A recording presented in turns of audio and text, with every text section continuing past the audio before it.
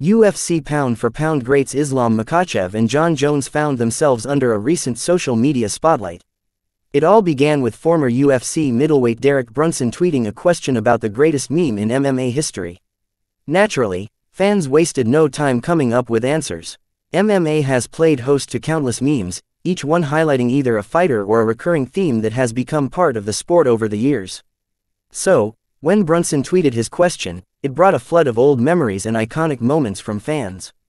The best meme in MMA history is _blank. Countless memes were referenced, hundreds in fact.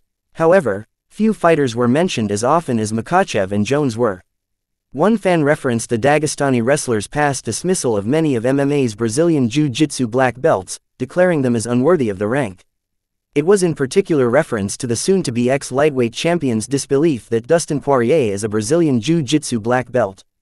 Black belt, who give him? Another fan merely mentioned Jones by name, as if the reigning heavyweight champion himself is a meme.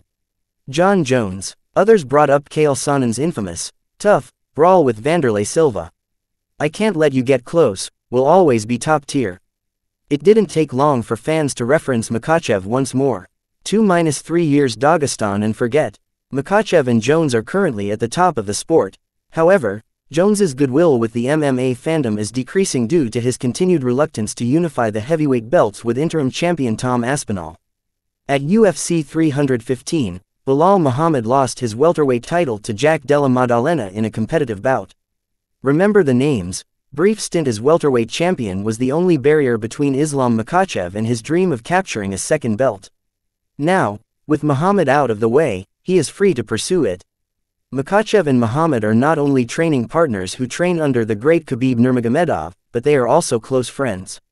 In fact, when talk about a potential fight between them was rampant, Muhammad was quick to assert that he would never fight Makhachev, having too much respect for him.